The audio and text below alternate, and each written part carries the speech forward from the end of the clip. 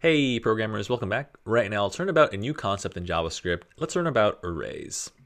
And so when it comes to dealing with arrays, what we want to do is really just carry over all of our understanding from previous variables, right? So I'll create a variable.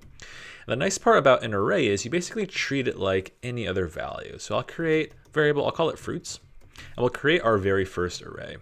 So we're going to learn some new syntax here, right? So I'm assigning a variable, but what I want to assign is really a set of square brackets.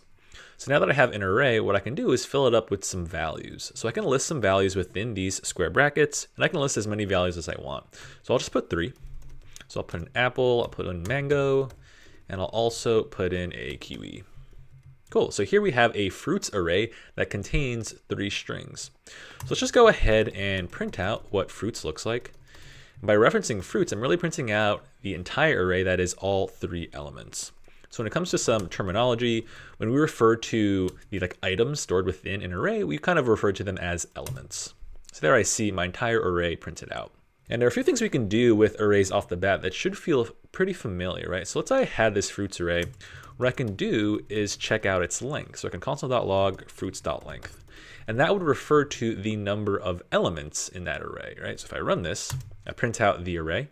But I also print out afterwards how many elements are inside, which is 3. And of course, this pattern holds true no matter how many elements are stored in the array, right? So I'll go ahead and create another element here. I'll call it grapes. And we should have a length of 4 with that. And the beauty of arrays is we can really use a lot of our understanding from strings to really use arrays in a meaningful way.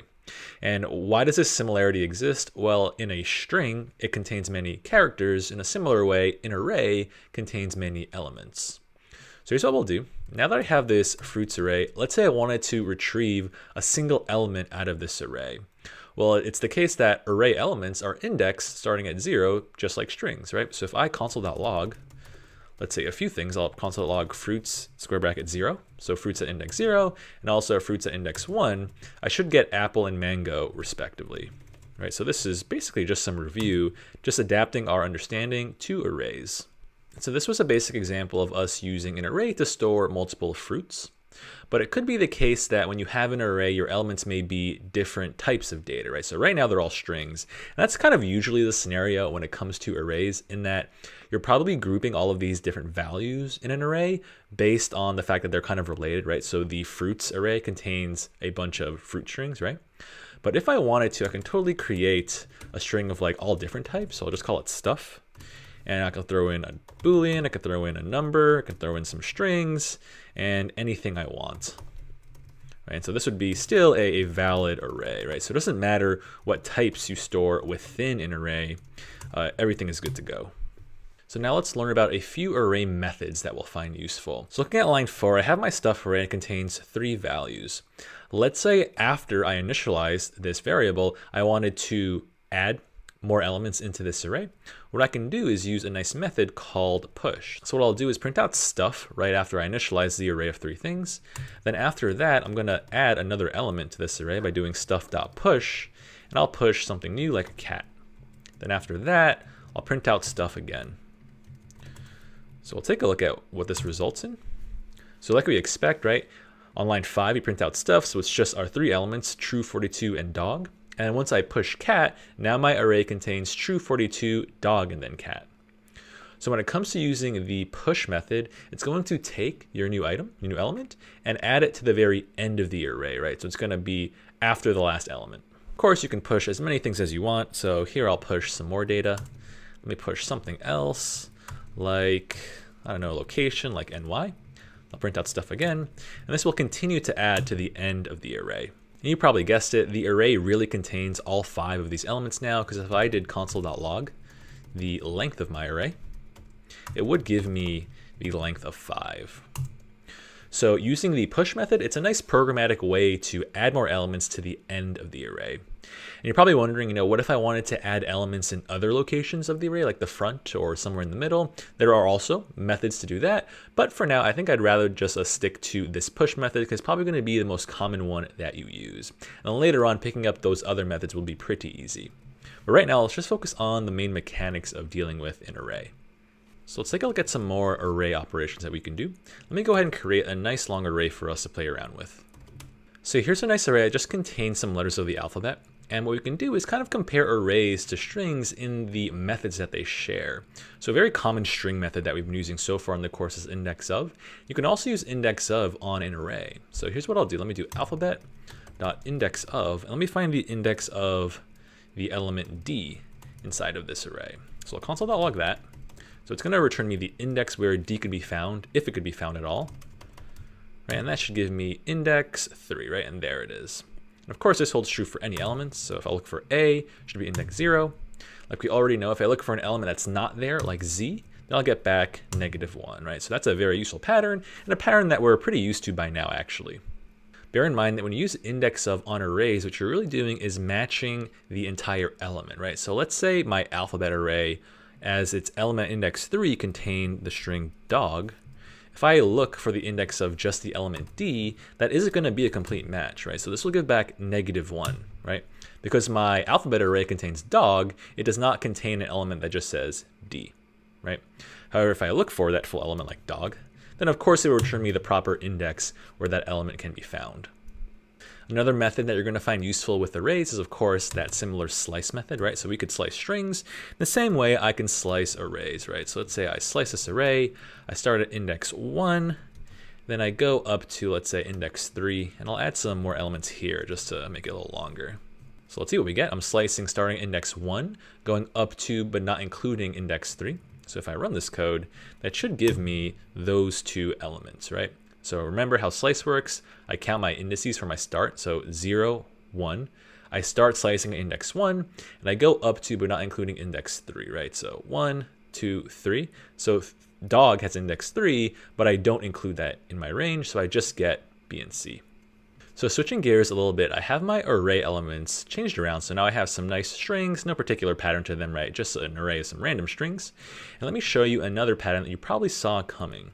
So since arrays contain multiple elements, and those elements are assigned to specific indices, I can use an index to access each individual element, right? It's actually something we already saw. So what I can do is something like let I equals 2. And of course I can grab the element at that index by saying array, square bracket, and passing in that index variable, right? So this will give me element 0, 1, 2.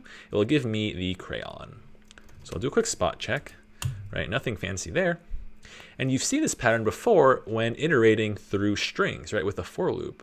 So in a similar way, I can write a for loop that iterates through every element of a given array, and it's really the same core pattern, right? So this will be really quick. Let's go ahead and create a for loop here. And I want to begin at the first index of this array, which would be let I equals 0. And I want to go to the last index of this array, which would be I is less than array.length.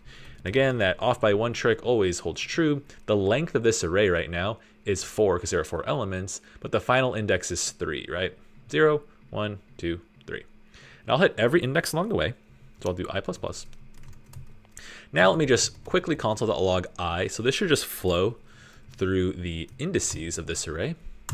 But if I don't want to print out just the indices, I can use that index, and I can use it to actually get inside of the array. So I'll print out array at index I, and this will print out each element one by one in order, right? So very useful pattern, very similar to what we learned with strings, right? Now let's use what we learned in this lecture to actually establish some interesting logic. So just for fun, let's say I had a particular task in mind, right? Let's say I wanted to take some array, and I want to really grab only the elements that have a length of at least 4 characters, right? And so if I look at the elements of this array, what I really want to do is pick out the banana and crayon because they have a length of at least 4, right? Art and dog don't have a length of 4, so I actually don't want to select them. And so what I could do here is take my array and over time populate a new array. I'll call it my long words. And that's going to start as an empty array. So bear in mind that it's totally fine to have an array containing no elements, right? So no tricks here. If you probably anticipate, the length of this array would be absolutely just 0, right? So let me just quickly step through that, right? So an empty array is a totally valid value in the same way like the empty string is a valid value. But I digress. Let's say that I had my input array and I have my long words array. As I iterate through elements of my original array, I'm printing them out, right? So this will just print out my normal elements. I want to check if this element has a particular length. So remember that this expression that I have highlighted, that refers to an individual element. In other words, when I is 0, that means that array at I or array at 0 is art, right? So it's just a string. If I wanted to, I can save that into a variable, which I'll choose to do just for some clarity. So I'll say let word equals array I.